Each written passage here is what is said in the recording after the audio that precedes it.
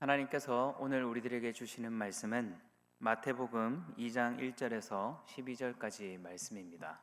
마태복음 2장 1절에서 12절까지 말씀을 제가 봉독하겠습니다. 헤로드 왕 때에 예수께서 유대 베들레헴에서 나심에 동방으로부터 박사들이 예루살렘에 이르러 말하되 유대인으로 왕으로 나신 이가 어디 계시냐? 우리가 동방에서 그의 별을 보고 그에게 경배하러 왔노라 하니 헤로드 왕과 온 예루살렘이 듣고 소동한지라. 왕이 모든 대제사장과 백성의 서기관들을 모아 그리스도가 어디서 나겠느냐 물으니 이르되 유대의 베들레헴이오니 이는 선지자로 이렇게 기록된 바 또 유대 땅 베들레헴아 너는 유대 고을 중에서 가장 작지 아니하도다. 내게서 한 다스리는 자가 나와서 내 백성 이스라엘의 목자가 되리라 하였음이니이다. 이에 헤롯이 가만히 박사들을 불러 별이 나타난 때를 자세히 묻고 베들레헴으로 보내며 이르되 가서 아기에 대하여 자세히 알아보고 찾거든 내게 고하여 나도 가서 그에게 경배하게 하라. 박사들이 왕의 말을 듣고 갈새 동방에서 보던 그 별이 문득 앞서 인도하여 가다가 아기 있는 곳 위에 머물러 서 있는지라. 그들이 별을 보고 매우 크게 기뻐하더라. 집에 들어가 아기와 그의 어머니 마리아가 함께 있는 것을 보고 엎드려 아기께 경배하고 보배압을 열어 황금과 유향과 몰약을 예물로 드리니라. 그들은 꿈에 헤로데게로 돌아가지 말라 지시하심을 받아 다른 길로 고국에 돌아가니라. 아멘. 여러분 혹시 무엇인가 애타게 기다려 본 적 있으신가요? 언젠가 기다림에 대해서 묵상해 본 적이 있습니다. 왜 우리 인간은 항상 기다려야만 하는 존재일까? 어느 날 아이와 대화하던 중에 깨달은 사실이 하나 있습니다.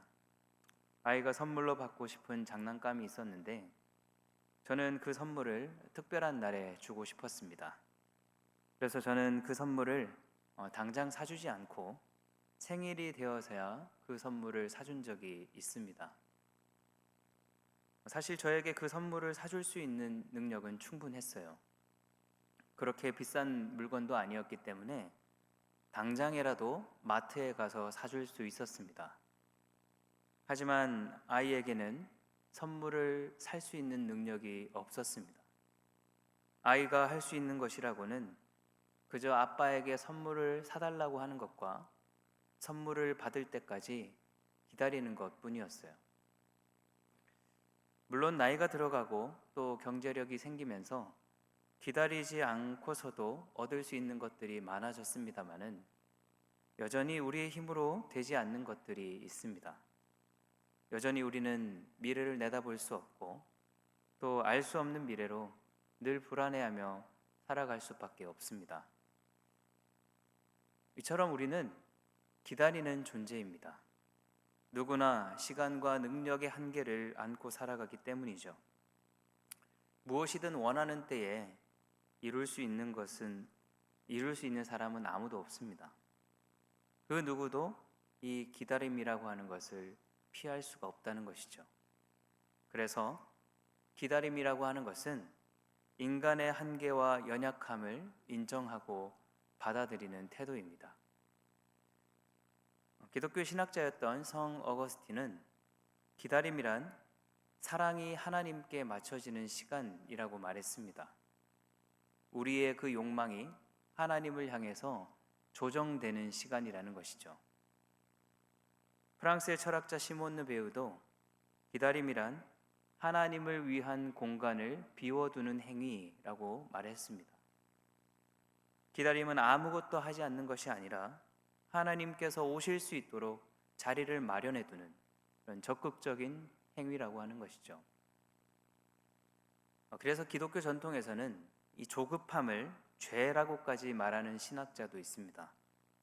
조급함은 인간의 연약함을 인정하지 않고 또 우리의 욕망을 하나님께도 맞추지도 않으며 하나님의 오실 자리를 빼앗는 것이기 때문이에요. 오늘 본문도 이 기다림의 관점에서 묵상해 보았으면 좋겠습니다. 우리가 읽은 본문에서는 세 부류의 사람들이 등장하고 있는데요. 왕의 탄생을 기다렸던 동방 박사와 왕의 탄생에 당황스러워했던 또 분노했던 헤롯 왕, 그리고 왕의 탄생에 아무런 반응도 하지 않았던 종교 지도자들입니다. 먼저 왕의 탄생을 기다렸던 동방 박사들은 왕의 탄생을 오랜 시간 갈망했던 것으로 보입니다. 그들은 하늘에서 일어나는 일을 연구하던 점성술사였는데요. 오늘날로 말하면 천문학자들에 가까웠습니다. 어느 날 그들은 하늘에서 이상한 조짐을 발견했는데요. 그들은 동방에서 별 하나의 별을 보았다라고 말하고 있습니다.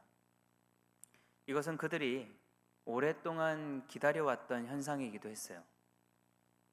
그것이 무엇이냐를 두고 많은 논쟁들이 있었는데 대다수의 과학자들은 예수님이 태어나시기 7년 전에 목성과 토성이 3번 교차했다라고 말합니다. 이것은 실제로 과학적으로 증명된 일이기도 합니다. 그런데 목성이 이 왕족을 의미하는 행성이라고 한다면 토성은 종종 유대인을 상징한다고 보았기 때문에 이 목성과 토성의 교차는 유대인 왕의 출생을 의미한다라고 했던 것이죠. 이유와 어찌됐든 그들은 먼 거리를 달려왔습니다. 그들이 걸어온 거리는 대략 1400km 정도였는데요. 당시에 점성술이 발달했던 바벨론이나 또 페르시아로부터 이제 온 것으로 추정한다면 그들은 약 3개월을 걸어서 예루살렘까지 온 것으로 보입니다. 거기다가 그들이 돌아간 거리와 시간을 고려한다면 1년 중 절반인 6개월을 이 왕의 탄생을 보기 위해 달려왔던 셈이죠. 그만큼 그들은 왕의 탄생을 기다렸고 왕의 탄생을 보는 것이 일생의 소망이었던 것입니다. 그런데 헤롯의 반응은 어땠나요? 우리 2장 2절 3절을 제가 읽어보겠습니다. 유대인의 왕으로 나신 이가 어디 계시냐? 우리가 동방에서 그의 별을 보고 그에게 경배하러 왔노라 하니 헤롯 왕과 온 예루살렘이 듣고 소동한지라. 헤롯 왕과 온 예루살렘이 소동했다라고 말합니다. 여기서 소동하다는 말 헬라어 타라조는 뒤흔들다, 요동치다, 괴로워하다라는 뜻을 가지고 있어요. 헤롯의 마음이 요동치며 무척 괴로워했다라고 하는 뜻이죠. 그 이유는 자신이 유대인의 왕인데 다른 유대인의 왕이 태어났다는 게 말이 되냐? 있을 수 없는 일이라고 생각했던 것입니다. 그런데 건강하고 또 자신감 넘치는 왕이었다면 아마도 그런 이야기를 듣고도 그냥 웃어 넘겼을 텐데요. 헤롯 왕이 이렇게 격한 반응을 보인 이유가 있습니다. 당시 헤롯은 이 로마 제국으로부터 유대 분봉왕으로 임명되었지만 이 유대인들에게는 정작 정통성을 인정받지 못했습니다. 헤롯은 다윗의 직접적인 후손도 아니었을 뿐더러 로마 제국이 세운 허수아비 같은 왕이었기 때문이죠.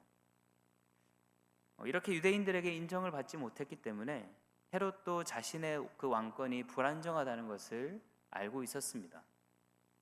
그런 상황 속에서 다른 유대인의 왕이 태어났다는 소식을 들으니 불안할 법도 했겠죠. 하지만 헤롯은 자신의 그 불안함을 애써 감추면서 아기가 태어난 것을 알게 되면 자신에게도 알려달라고 말합니다. 그것이 사실이라면 그 아기를 가만두지 않을 목적이었던 것이죠. 마지막으로 왕의 탄생을 두고 또 다른 반응을 보인 사람들이 있습니다. 그들은 대제사장과 백성의 서기관들이었는데요. 그들의 반응이 4절, 6절에 나와 있습니다. 제가 읽어드리겠습니다. 왕이 모든 대제사장과 백성의 서기관들을 모아 그리스도가 어디서 나겠느냐 물으니 이르되 유대의 베들레헴이오니 이는 선지자로 이렇게 기록된 바 또 유대 땅 베들레헴아 너는 유대 고을 중에서 가장 작지 아니하도다. 내게서 한 다스리는 자가 나와서 내 백성 이스라엘의 목자가 되리라 하였음이니이다.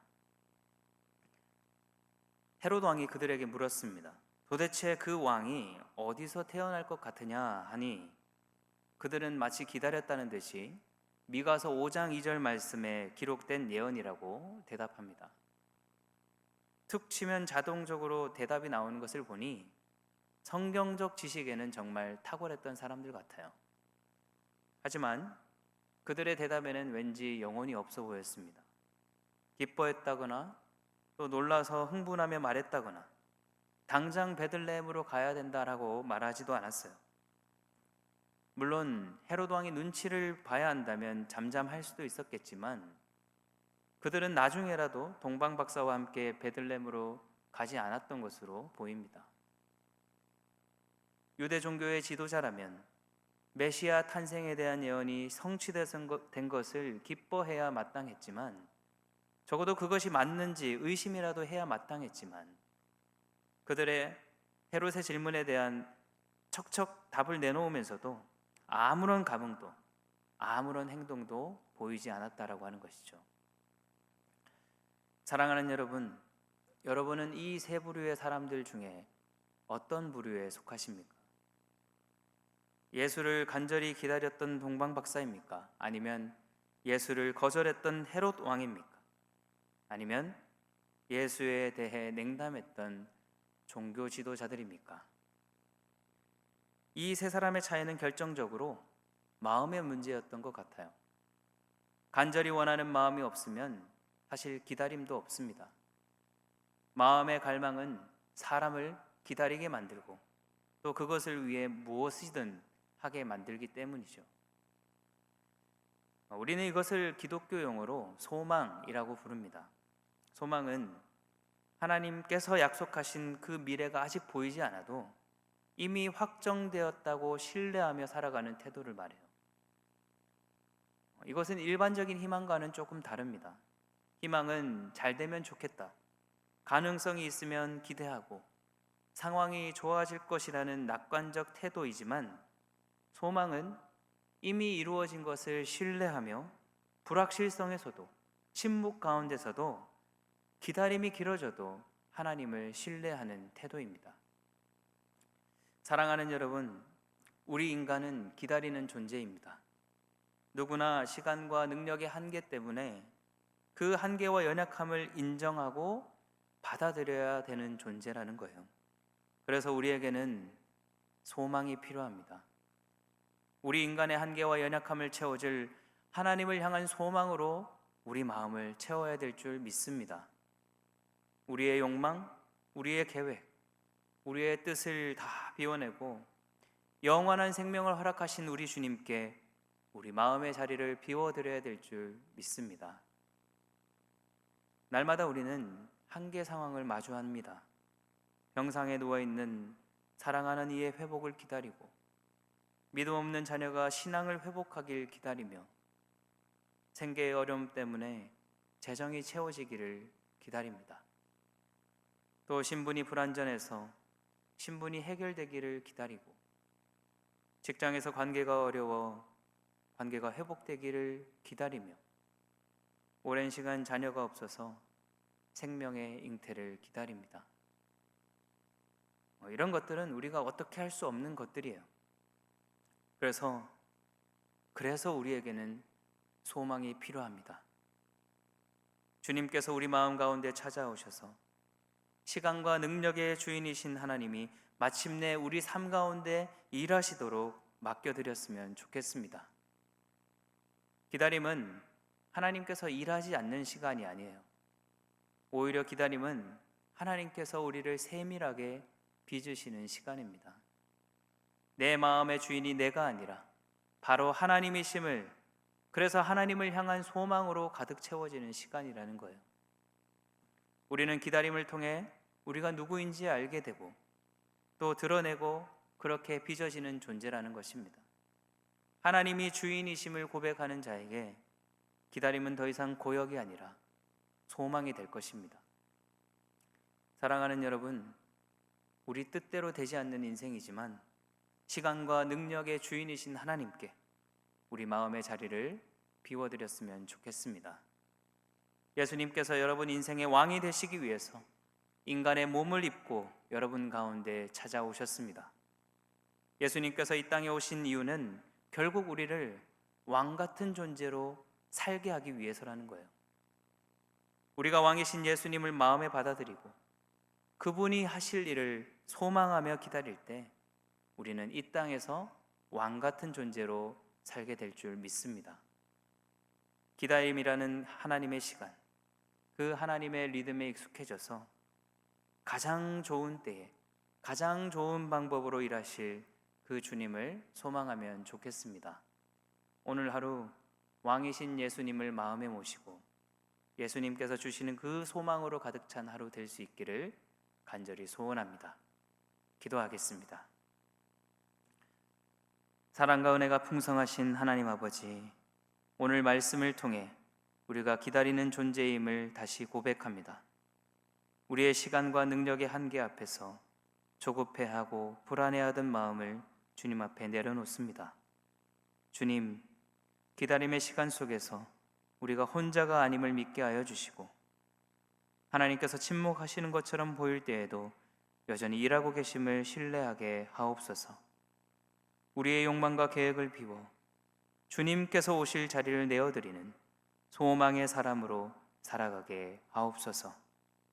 왕이신 예수님, 오늘도 우리 마음에 오셔서 다스려 주시고 우리 인생의 주인이 되어 주시옵소서. 기다림이 고역이 아니라 소망이 되게 하시고 하나님의 시간과 리듬에 익숙해지는 은혜를 허락하여 주시옵소서. 가장 좋은 때에 가장 좋은 방법으로 일하실 주님을 신뢰하며 살아가기를 간절히 소원하오며 우리의 참된 왕이 되시는 예수 그리스도의 이름으로 기도드립니다. 아멘.